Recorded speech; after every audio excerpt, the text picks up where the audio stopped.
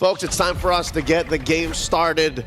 We're in the draft. Butterflies. Blue side, red side. Calling it now. By lantern's light. It looks like Fnatic, Onyx, Philippines are going to be on the play. Falcons on red, get that two-pick swing. There goes the Alpha, the Hylos, and the Granger. Falcon take out the Fanny and the Zushin. Okay, so does FCON get rid of the Bruno here, right? With the Granger being banned out, I don't think we've seen a first phase blue side Granger ban at all just yet. This may be one of our first, and I think it's a real power ban from FNOP here. It's a clear tell. Coach Tony, Coach Hayes, they're attacking Benny and Dax. So here's my call. Blue Yo. Unless, I guess Falcon ban it out. Since you're new, Blue Suyo. Blue side Suyo. That's Blue Yo. Oh. They banned it, so they're reading it as well. It's taken off the table, but there is the Bruno locked in for Fnatic Onyx. And Bruno, 93% pickup rate and 55% on the win rate. Honestly, it's been such a heavy hitter, and a lot of teams try and find a way to work through it, right? We've seen the Angie Ling come out. Sometimes it worked in their favor, but other times completely got dominated. I love that gambit. It's either you ban the Suyo here, we end up with it, or we take the Bruno. I think that was a good move, a good opening gambit by Fnatic. It might have honestly been better just to do a throwaway ban, leave them both open for Falcon, right? Because I think that was the plan for FNOP. It's like, listen, we're going to force you to ban one of them. We get one of them no matter what. So now, what does FCON respond with? Hey, the Eve is still on the table. Definitely something picked up. The Mathilda is still currently walking. The Hilda also on the field. Joe. Phobius and Joy. All right, so it's not like Dax was running out, not in the first phase. So they put Royal Milk on one of his specialties. If you ask me, so far in his history in M6, it's this, the Phobius, or the CC. This is comfortable. Game one, it is a best of 5. We have to remember that. And if there's going to be a time that you go to comfortable picks, it is definitely game one. And FCON just sticking with that. FNOP, on the other hand, you pick up maybe jungler here, Cho, Alpha, or that was a Fredrin to counter against the Joy. I like it, right? You have the Way of the Dragon, you have the crowd control, the knock-up. To stop that Joy in its tracks, I mean, that's one of the hardest things with the Joy is the mobility. Now having a means to slow him down and the energy eruption from the Fredrin as well. It's definitely a power move from Fnatic Onyx. Believe it or not, this is just King Kong's third hero in all of M6. The Beast has played Joy, the Beast has played Suyo, and just this, the Fredrin. Folks, quick fun fact about Kid X, he holds the highest assists in a single game record in M6. That's 20 with the Hylos. He scored that against NIP Flash, and he's, by the way, the #1 tank amongst aggregate scores in all of the tanks, all the roamers in M6. Okay, and speaking of that, now we get our tank locked in first phase for the side of FCON, and it is the Tigreal, and we saw how good this Tigreal did against Fredrins in the past. It's a beautiful answer to it. It's a great way to either push away, lock him down for a second, and give this Joy the ability to do whatever it wants in the pit. Now, coming into bans, second phase, FCON still are going to need a gold laner, they're going to need a mid laner, an FNOP mid laner, and then EXP most likely. And there goes that Hilda ban, going to take that off the table over there from Falcon Esports. Now, we have yet to see the Mage from either side. I mean, we have the Eve still available, the Aurora still can rise to the occasion. You know, I would say they could have went for the glue on Fnatic Onyx, right? Especially when you have this Phobius. But without the mages on the table, the Vexana is still up for grabs. And that's exactly what Fnatic Onyx attacked. Yeah. This is a PX7 special. 1/3 of the XXX. You take it away, you force him on something else. Which I think they were expected to come through because a Tigreal and a Vexana, ooh, that's a lot of CC. Hear me out, FCON, good mid laner choice. Aurora would be nice. I think we might see the ban. But we've seen this with Cillian a few times. We've seen it do great against the Fredrin, another big ranger, long-distance mage. I think FCON, you find something that's backline, heavy backline. I'm with you, because so far, Fnatic Onyx, they have good front line. They have good front to back. But who are you going to send to go catch PX7 if he does get his hands on a Sicilian? Does Fnatic ban it here? It's possible. Is it worth it? Could be. I mean, we've been building up the end game. Because Eve is still open. Eve is still open. That's another big backliner. But they need a mid laner too, so it's like we also want to look for counterplay. We want to look for these ideas. And Prince on the Eve was a thing of beauty. Yes. Prince on the Farsa. Where there is light. Now, They ban it. there are also Oh, Louis. shadows. ooh, call me crazy, right? FCON's got to take Eve. But I say, yeah, You gotta take this Eva while it's available. They're gonna take the Farza though. Gonna lock in on a different side of artillery. But that was also, we saw Super Prince on Farza yesterday too, which was disgusting. So either one. He made the Mage Prodigy look like a prodigy. Like, you are the prodigy, I'm the monster. That's what happened yesterday. So what does Prince pick up now? I mean, is the Eve still viable against the Farza? That's fighting fire with fire. Oh yeah, you're both just long range. Whoever gets the better position in that extent. It does set up a better box, or at least an equally sized box, because you also have a Tigreal for FCON.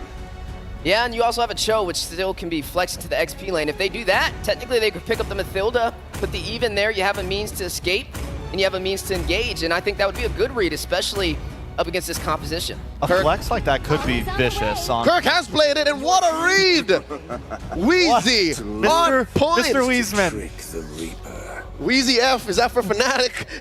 You got that Faramis Matilda combo, dirty duo here. We've seen it just a couple of times, a handful of times in MPL Philippines, and boy oh boy, was it quite the combo. So what's left for Falcons here? They still need a hero for Benny. Gold lane, I mean, against the Faramis, what, they could pick up something like the Claude and go, we've seen a little bit. It's not that great right now, but at least counters, you could pick up Nabir's Passion, or Melissa. Or Melissa to stop the dive. Claude, Melissa are kind of I think that's the way we go.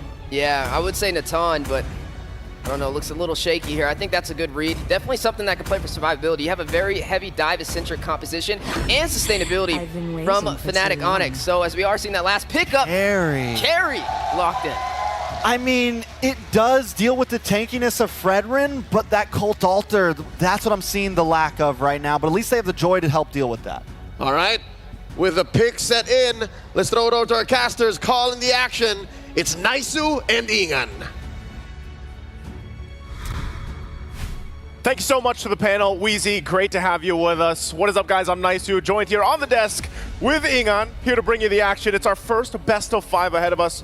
How we doing, man? Man, I'm doing great again. First best of 5 finally. I'm hoping this is gonna go all the way, and at the same time, looking at the lineup, this is what Royal Milky used in game number 1 yesterday. The Phoveus up against NIP Flash started things out strong with 707, and they're gonna look to replicate what happened yesterday.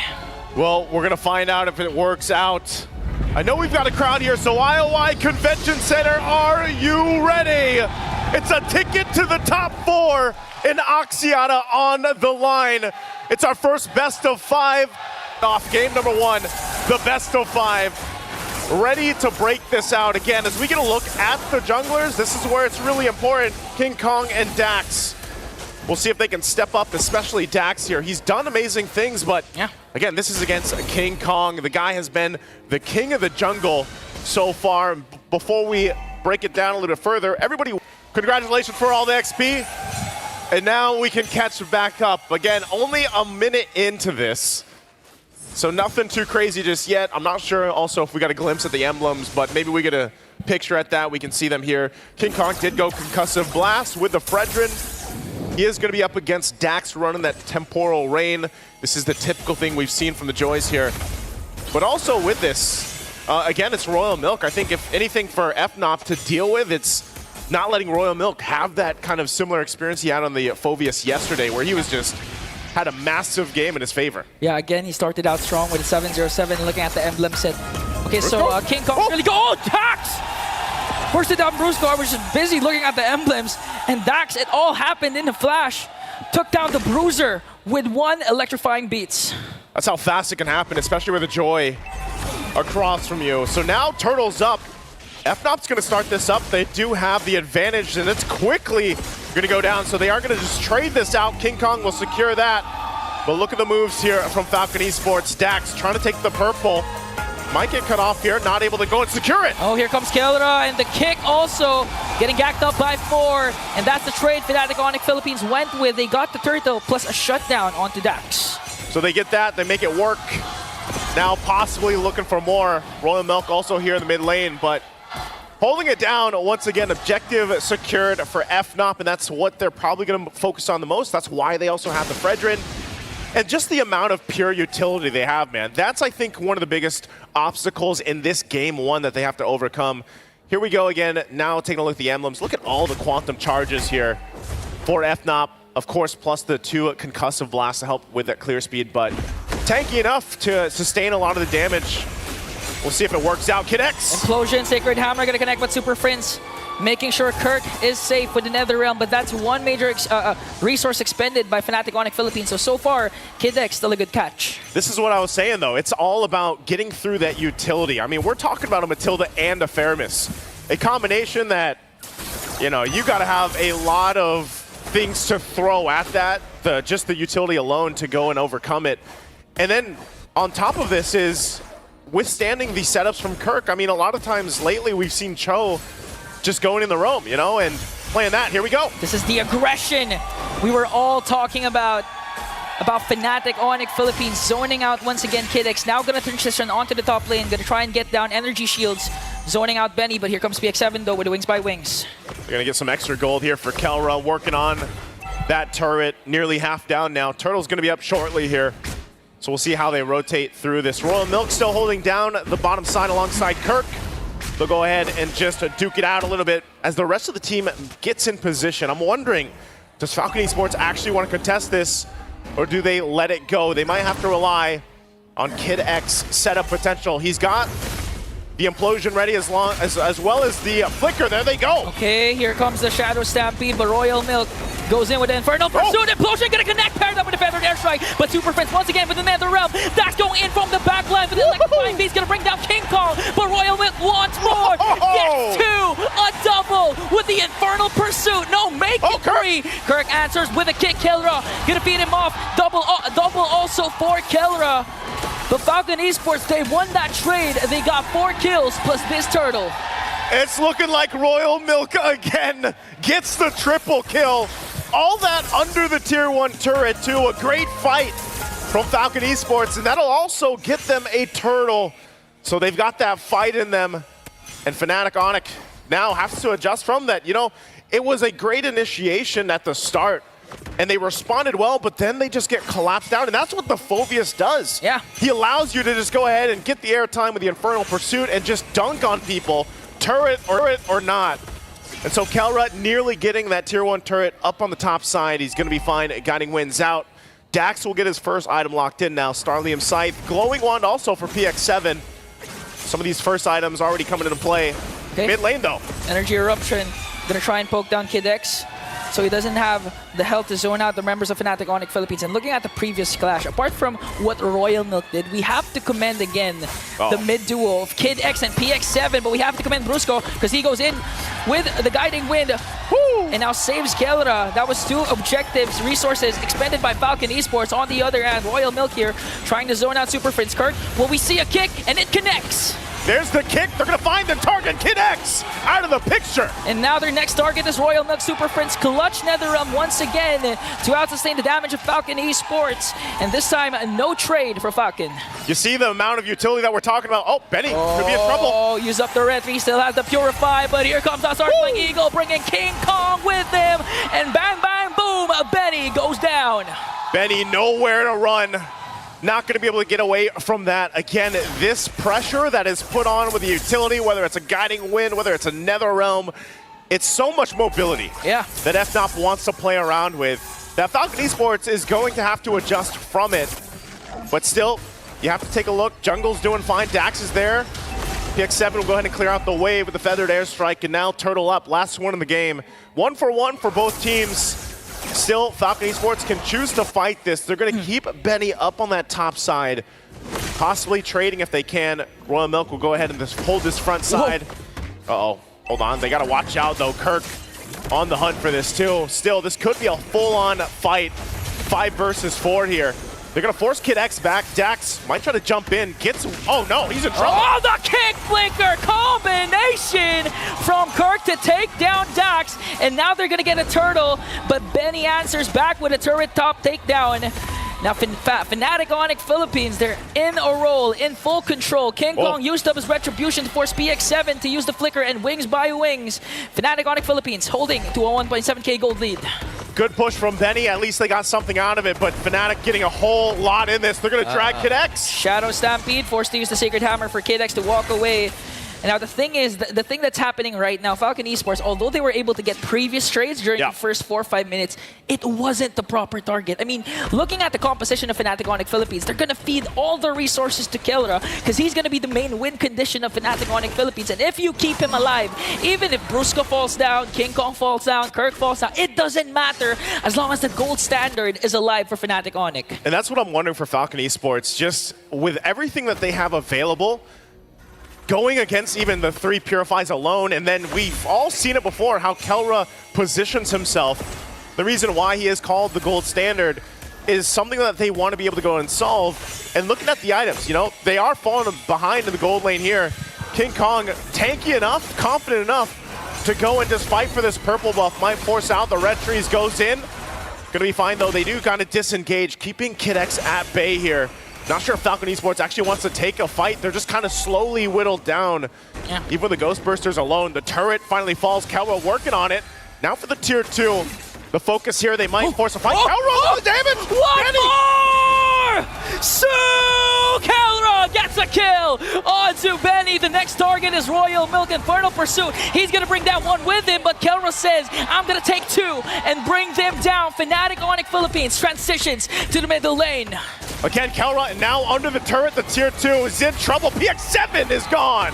The aggression of the Super family. I mean, all throughout the game, they're grouping up, finding kills. Even if you look at the lineup, Falcon Esports, they have a good counter initiation with Kid X with the implosion, but the problem is he's having a hard time sending because Kelra has proper targeting. The main damage dealers of Falcon Esports are falling apart even before Kid X has an opportunity to cast his ultimate.